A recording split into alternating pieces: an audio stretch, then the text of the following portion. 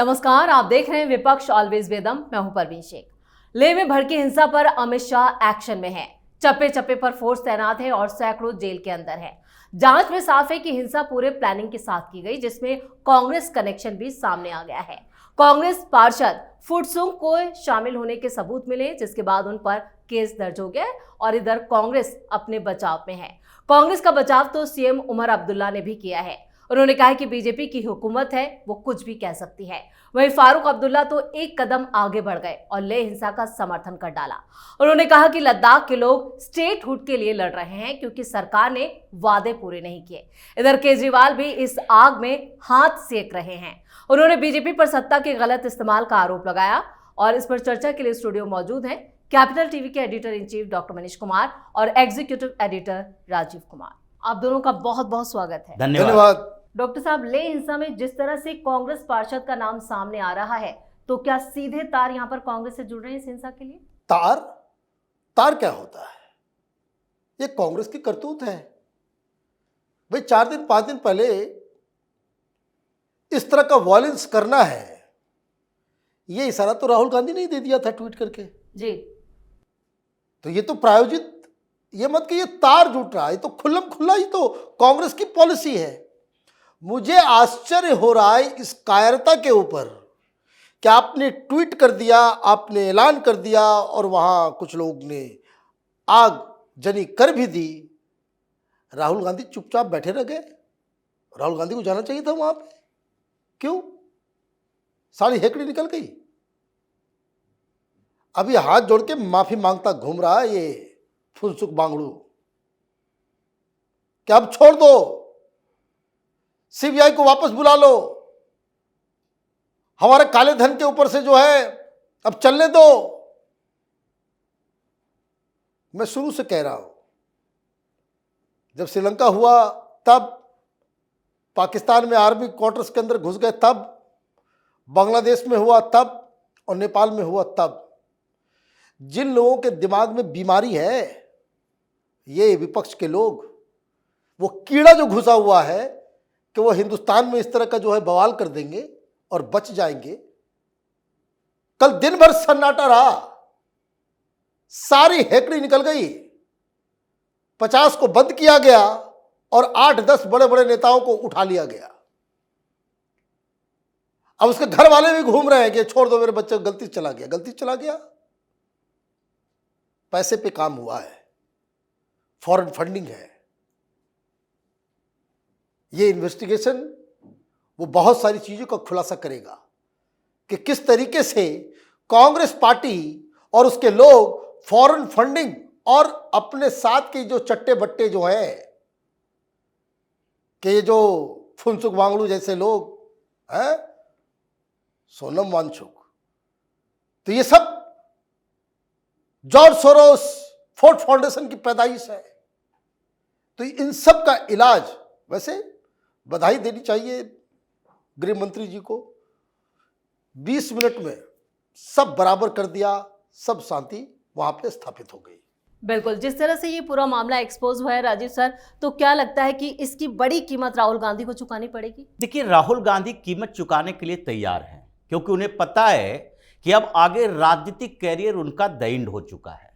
इसलिए वो चाहता है कि जहां जहां आग जलेगी, आगजनी होगी, हिंसा होगी, वहीं वहीं कांग्रेस थोड़ा सा आगे बढ़ सकती है। ये पिछले दिनों लद्दाख गए थे और लद्दाख जाने के बाद किन किन लोगों से मुलाकात की ये तो पता नहीं चला, लेकिन वापस आने के बाद इन्होंने कुछ प्रेस में बातें कही थी और उसमें सीधे भारत और चीन के बॉर्डर की बात कही कि भारत के कई किलोमीटर जमीन पर चीन ने कब्जा कर रखा है। इनको एक रिपोर्ट मिल गई थी, जैसे वहां पर ये सर्वेयर लेकर गए थे जो सर्वे करके पूरा बॉर्डर लाइन को दिखा दिया कि नहीं नहीं, यहां तक पहले भारत की सीमा थी, अब चीनी सैनिक यहां तक आ गए हैं। जानकारी कुछ नहीं थी, लेकिन कुछ लोगों से मीटिंग करके आए थे। कुछ वहां पर एनजीओ काम कर रहा है, कुछ ये संगठन, ये सोनम वांगचुक, ये जितने मैग्सेसे अवार्डी लोग हैं, फोर्ड फाउंडेशन के पैसे पर पलने वाले लोग, उसी में केजरीवाल जैसे लोग भी आते हैं। ये सारे लोग अपने फायदे के लिए आगे काम करने की कोशिश करता है और इन लोगों को वहां पर भेजा जाता है पॉलिटिकल इंटरेस्ट के साथ। अचानक से लद्दाख में ये सोनम वांगचुक कहता है कि नहीं स्टेटहुड चाहिए। किस बात के लिए स्टेटहुड चाहिए?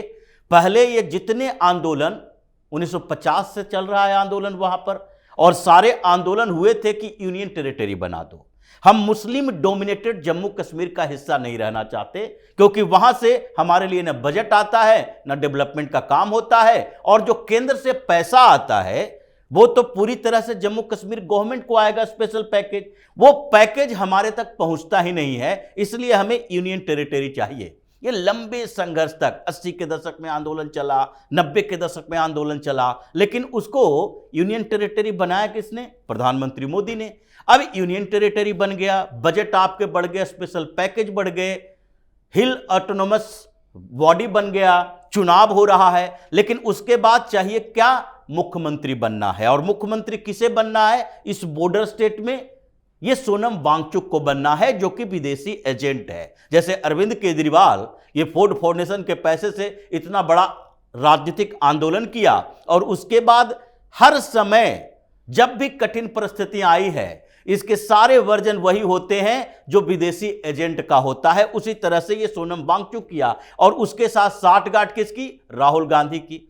राहुल गांधी जहां जाता है, चाहे हिंसा होने की संभावना हो तो और बढ़ाएगा, और जहां हिंसा हो रहा हो वहां और उसे तेज करवाएगा, जैसे मणिपुर में करवाया। तो इन लोगों की साठगांठ नहीं थी, बल्कि पूरी तरह से कांग्रेस जितने काउंसलर, पिछली बार जीत हुई थी काउंसिल में इसकी, और जितने काउंसलर है सब लोगों ने ये आला कमान के कहने पर ही आगे काम शुरू किया था कि धीरे धीरे ऐसे भड़काओ, और जब भड़काओगे तो कब हिंसक हो जाएगा पता नहीं, 10-20 लोग उसमें शामिल कर दो, एक अगर पत्थर फेंकता है तो 150 लोग, जिसको जानकारी नहीं है, जो नहीं चाहता है, वो भी पत्थर फेंकना शुरू करता है। ऐसे ही सीएए के खिलाफ आंदोलन के समय इन लोगों ने मिलजुल कर किया था, सारे लोग हिंसा फैलाने नहीं गया था, लेकिन जब एक आग लगाएगा तो दूसरे भी उसमें शामिल हो जाएगा। और ये लेह लद्दाख में जो ये प्रोटेस्ट ऑर्गेनाइज किया गया, ये पूरी तरह से पॉलिटिकल मोटिवेटेड प्रोटेस्ट है, जिसमें भारतीय जनता पार्टी को टारगेट करो, आगजनी करो, हंगामा करो,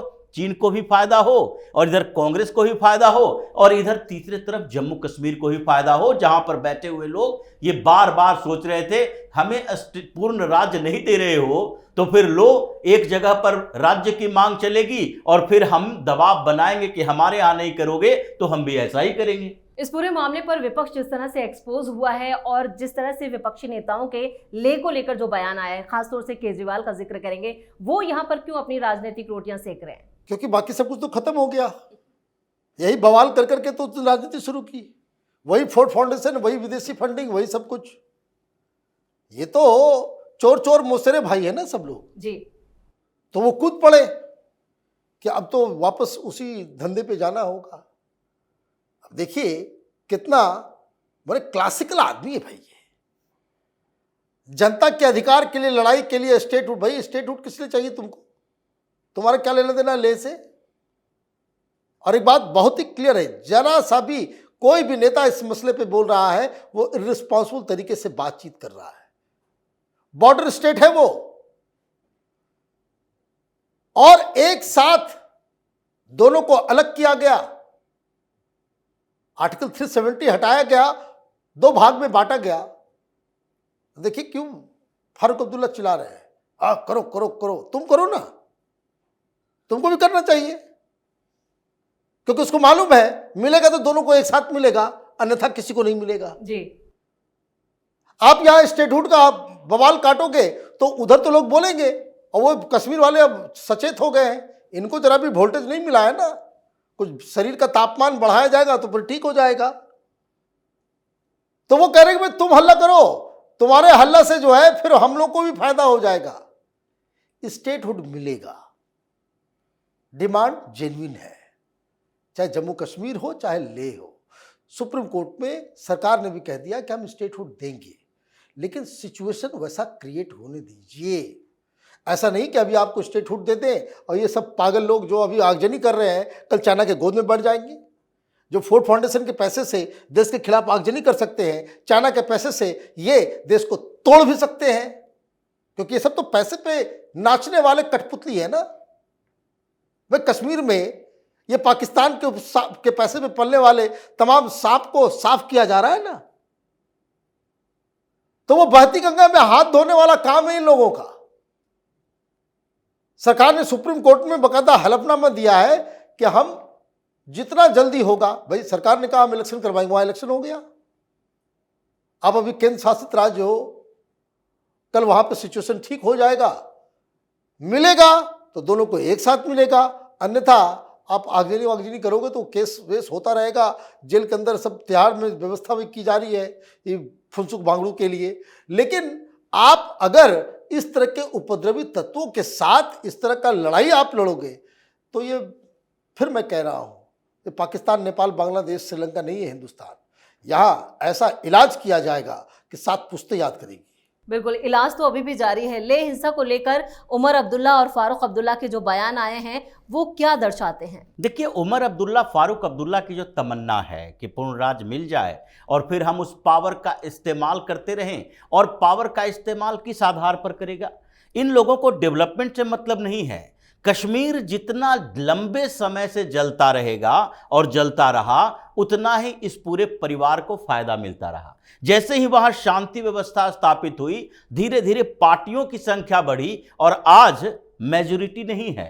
अगर इन लोगों ने अंतिम समय में अपील नहीं की होती उन टेररिस्ट सिंपैथाइजर के साथ, और जमात वालों से लेकर सारे लोग अगर इकट्ठा होकर टैक्टिकल वोटिंग के लिए मुसलमानों को न कहे होते, तो इस बार उमर अब्दुल्ला मुख्यमंत्री नहीं बना होता। लेकिन इसको लगता है कि अब अगर शांति व्यवस्था स्थापित हो गई, अगर बेहतर विकास हो गया और पार्टियों को मौका मिलेगा, हमारा परिवार ही खत्म हो जाएगा, राजनीति नहीं कर पाएंगे। इसलिए इन लोगों को चाहिए डिस्टर्बेंस होता रहे, और जम्मू कश्मीर में तो डिस्टर्बेंस की कमाई खाता है। इन लोगों की कमाई का जरिया ही वही है कि जितना ज़्यादा हंगामा होगा उतना पैकेज मिलेगा, उतना ही लूटपाट मचाएंगे, और अभी कोई आधार नहीं मिल रहा। लेकिन इन लोगों से ज़्यादा खतरनाक स्थिति है अरविंद केजरीवाल की।